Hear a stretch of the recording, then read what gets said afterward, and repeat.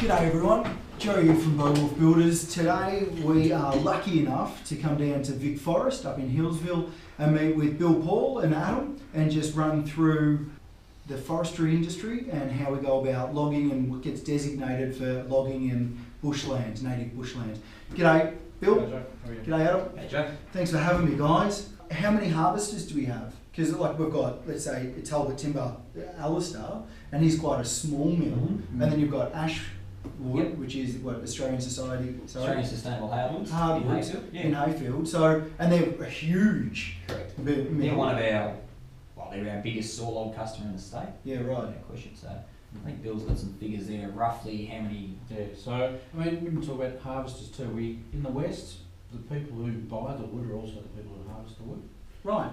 And we've got about 60 odd customers there, Okay. and they take about 30,000 cubic metres. Right. In the east, we sell wood to sawmills and Australian paper. We do all the harvesting. Oh. So we employ harvest crews, Okay. and we deliver and sell the wood out their mill gate. Right. And there's about 20 customers that we Right. sell wood to in the east, Okay. compared to 60 in the west. Yeah. But it's about 1 million cubic metres Right. taken by that 20 customers Wow. versus 30,000 cubic metres taken by 60 customers. Yeah. Okay. Right. So there's a really big difference in the scale of the Yep. operations. And obviously that comes down to the timber itself Mm, because you've got mountain ash over in the east, and then you've got like an ironbark Yep, or a yellow correct. box. So our mountain ash forest are producing about 800 cubic metres per hectare Right. of timber. Yep. In the west, our ironbark might produce 1 cubic metre or half a cubic metre per hectare. Oh wow. Mm. That's a huge Substantial. difference, Yeah. isn't it? Yep. And so we harvest the forests according to Yeah, that, the productivity of that Yeah. forest. Okay. I guess Okay. that was one of what Bill touched on there. That change to us employing the contractor and delivering the wood was another big change that Vic Forest undertook since 2004. Because previous to that, in the east, it was done very similar to what happens in the west. Only the mills were responsible to get their own wood. And one of the big processes we took is, I think in about 2008, we took over all the contractors, directly employed them, so that we've got the control from end to end of what goes on. And the customers, there was some hesitation and some concern there that we were going to take it on, but I think it's stood the test of time. We said we can do it. We'll employ the harvest and haulage contractors directly to Vic Forest, and we will deliver your logs to your gate on a truck, and you pay us. And you worry about sawmilling, which is what you're good at, Yeah. and we will manage the delivery harvesting. of the logs. Oh, that's unreal. Yeah, so we directly employ all of those harvest and haul contractors, and there's a lot of money spins around the state from that. Yeah. So it gives us control over the production of the logs, control of the environmental outcomes, and control of safety. How do you govern the environmental impact in general? We've got the Code of Forest Practice. Yep. It's probably the key document. Right. Well, that flows out of Sustainable Forest Timber Act, Yep. which is what sets the parameters for Yep. regulation. Yep. We also then carry out what we call timber release planning. Right. So we do a plan every year Yep. that says the next 3 to 5 years, these are the areas we're going to harvest. Okay. We carry out then a value check on all the sites, Right. and we look at all the values that are on the sites. The value of the timber. No, the environmental values. Oh, okay. So Environmental, right. social values, there's a Yeah. whole bunch of stuff we Yeah, check. right. It could be, we check with Aboriginal Affairs Victoria for any, known Yeah, sites within those heritage cultural values. heritage, Yep.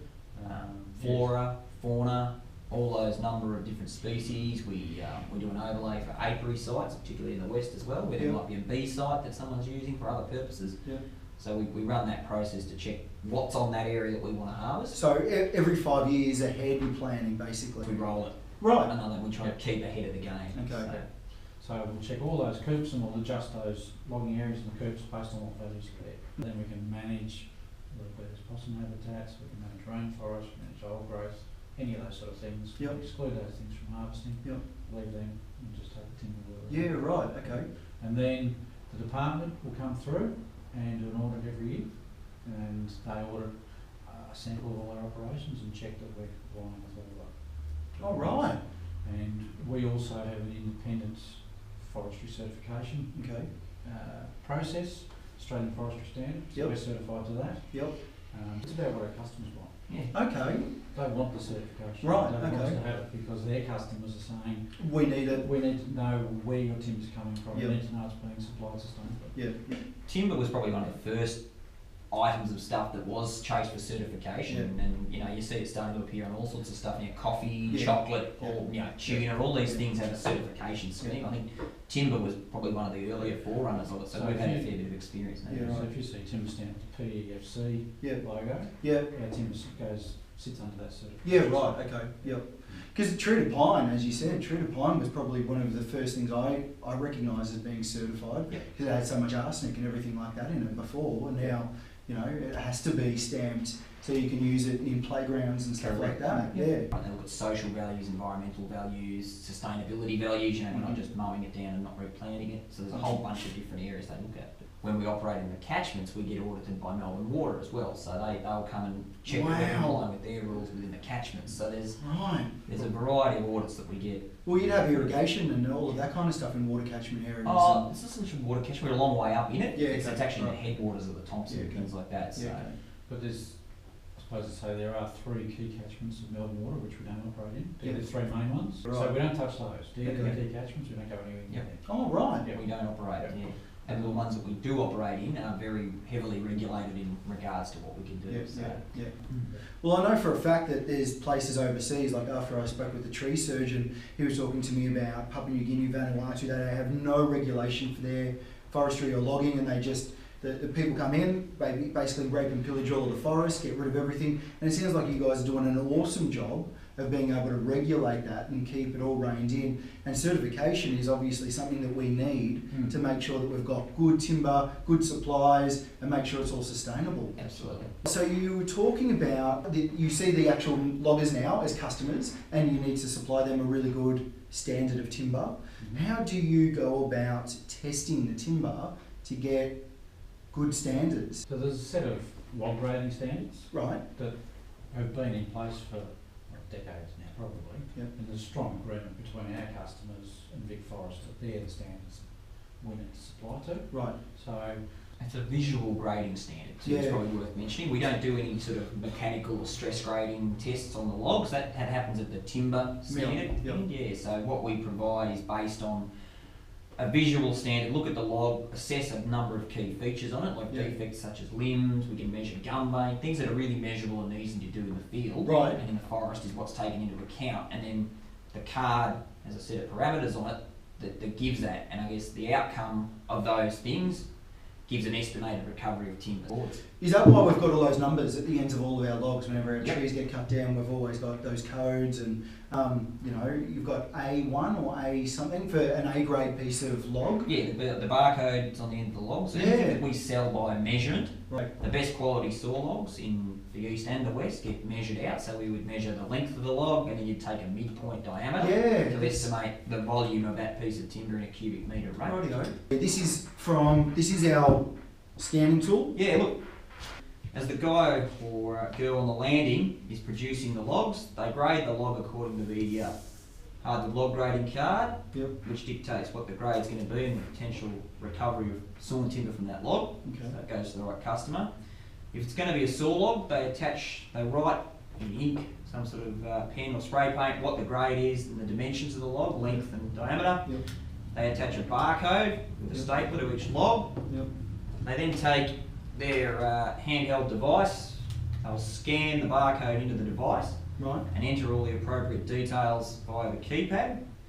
Once a log truck turns up to take a load, as they're loading them on the truck, they all go on, the excavator stops loading the truck, everything ceases, they go around, they'll scan each of the logs with the device and create a new docket for delivery, which they would then take their printer, print out a docket. That docket contains a whole variety of information. It's got the details of every log on the load, it's got the coop that it was delivered from, the contractor that produced it.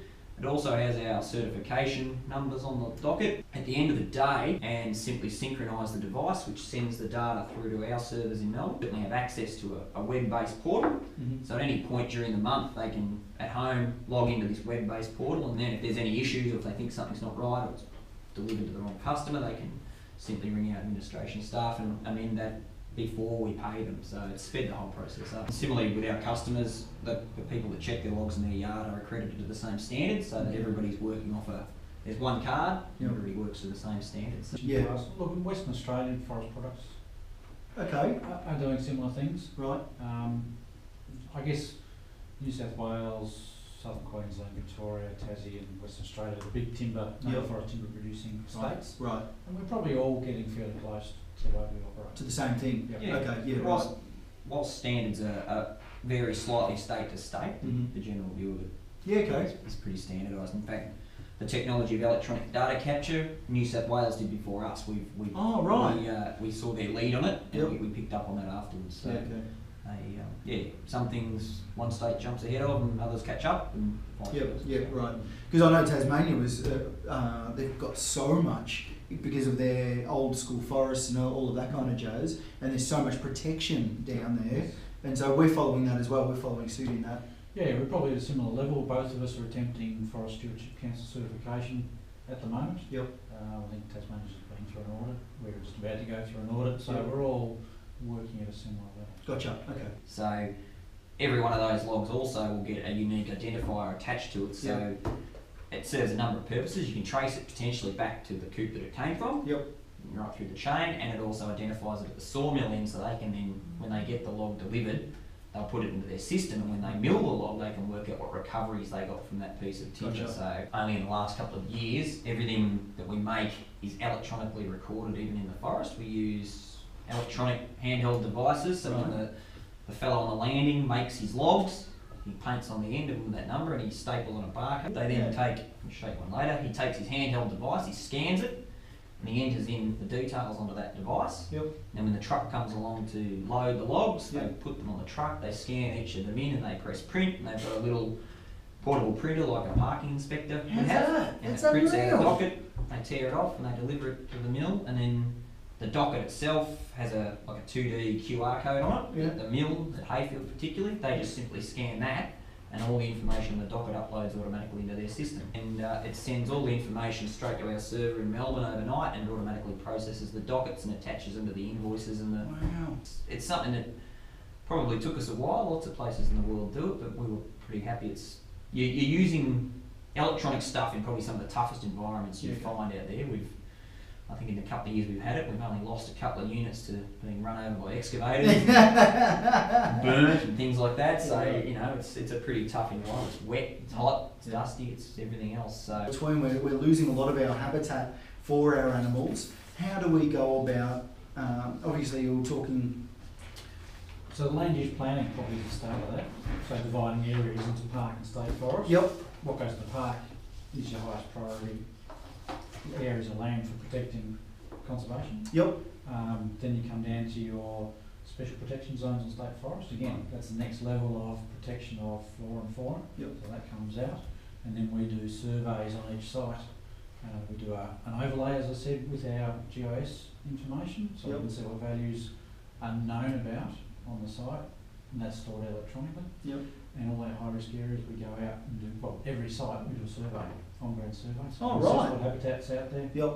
High-risk areas will do more intensive Right. surveys, so a conservation biologist will organise a survey with a group to see if there's any protected species on the site that then we perhaps have to move away from it. Okay. And that's where you were saying that some places will actually be canned. We won't actually use it at all. Yep. Okay. Require us to look at what monitoring we've done, if there's things we need to change, what's the process we've done to go back and change that process at Right. the beginning so that everything works better Yeah. Right. next time around. Okay. Yeah.